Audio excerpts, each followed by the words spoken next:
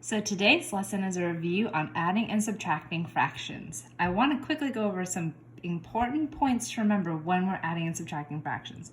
When you add or subtract fractions, you must have a common denominator.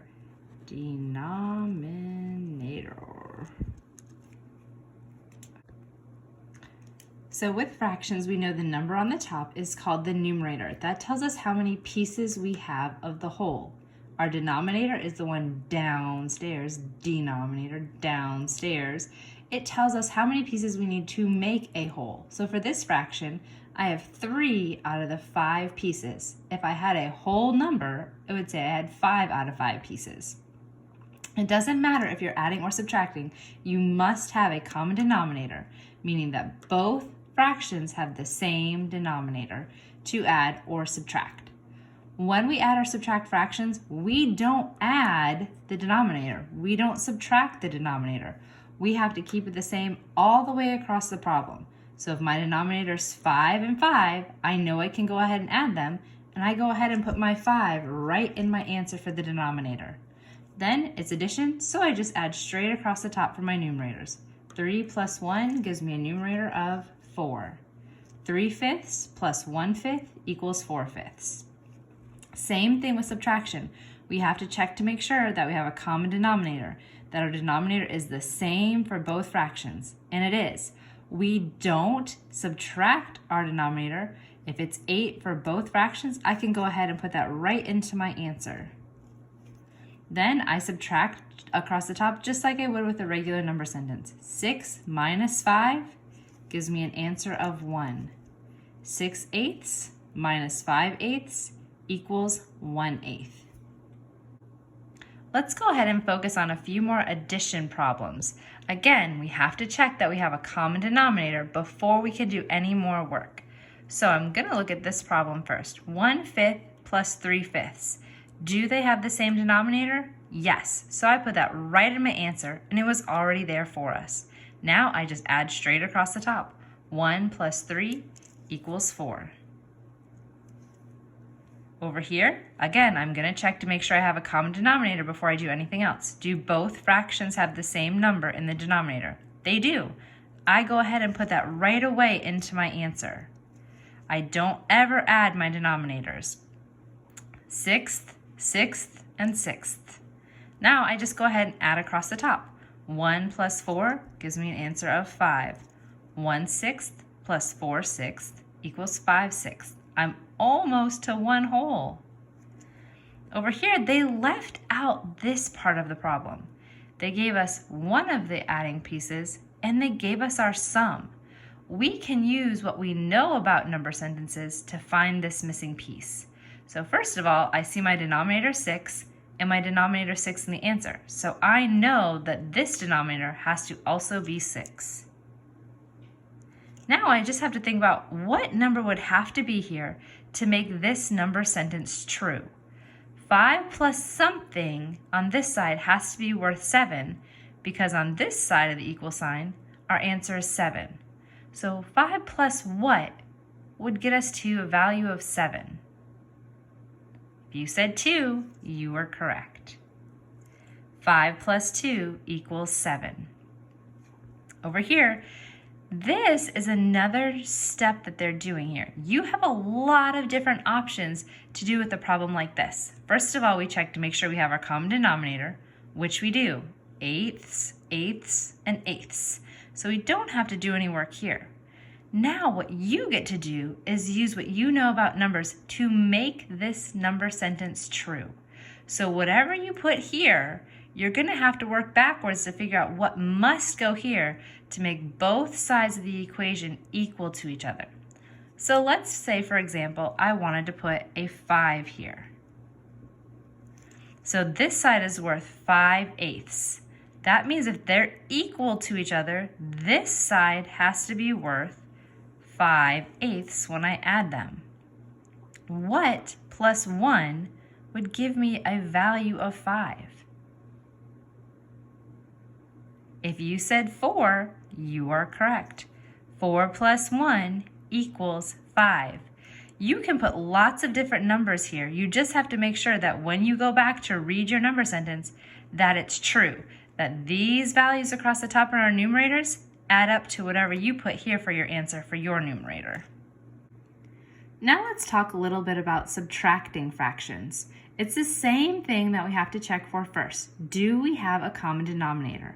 Whether we're adding or subtracting, we must have a common denominator.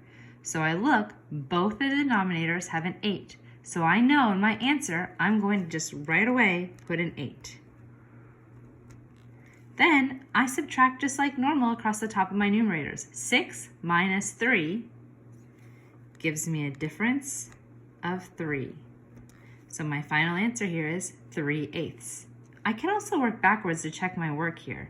3 plus 3, does that get me back to where I started? 6, and it does. Now the next problem shows a whole number taking away a fraction. Well, we said that they must have a common denominator to subtract. Well, right now, this whole number doesn't even have a denominator. Is there another way that we could represent one whole and have a common denominator? Yep, right here. If my denominator was 5 for this fraction, I'm going to go ahead and make my denominator 5 for this fraction. But if I want to show that I have the whole thing, 1 whole mile, 1 whole pizza, 1 whole hour, I'm going to need to make my numerator the same as my denominator to show that this is worth 1 whole. I have 5 of my 5 pieces. So these are showing the same thing. Now we can subtract our 1/5. I have common denominators now, so I can go ahead and fill in my denominator. And then I just subtract across the top like normal. 5 minus 1 gives me an answer of 4/5.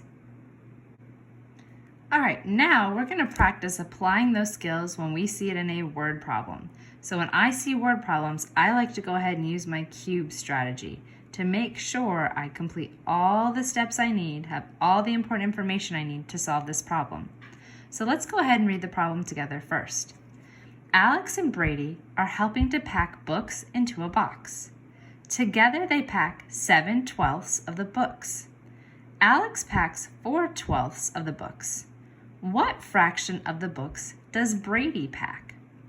So cubes tells me I want to circle the numbers I need, underline my question, box in any clue words, evaluate what I have to do, come up with the steps I'm going to need to solve this, and then S is solve it and check to make sure I did my work correctly.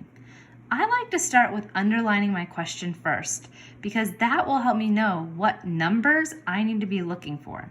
So my question is, what fraction of the books does Brady pack? Now I'm going to go back and circle the numbers that I need. So I need to know how many boxes did they pack, or how many books did they pack together? Together they packed 7/12.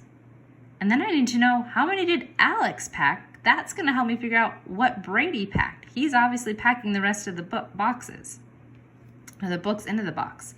So Alex packs 4/12. Box any clue words that I need. I have to find what Brady packs, the fraction that Brady packs. And I know that together they packed 7/12. So I know that 7/12 is where we're starting with this problem.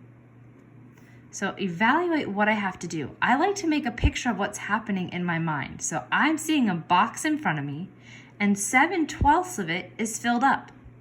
Alex packed 4/12 of that, so I just have to figure out what did Brady pack. So I like to just make myself a picture sometimes.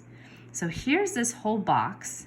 I know that they didn't pack the whole thing because it doesn't say 12 out of 12. So I'm just gonna say they packed about here.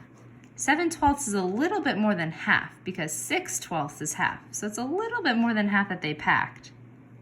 And I can see that Alex packed 4/12 of that. So Alex packed some of this here.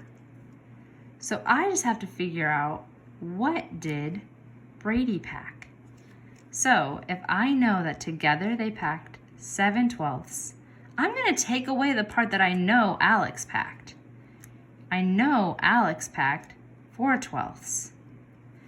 If I do that, that's going to tell me my missing piece, the amount that Brady packed. So first I check, do I have common denominators? I do, so I can go ahead and put 12 right into my answer for my denominator. Then I just subtract like normal. 7 minus 4 gives me an answer of, if you said 3, you're correct. We know that together they pack 7/12. I can think backwards. 3 plus 4 does get me to the 7 that they packed together. So your final answer is Brady packed 3/12 of the box.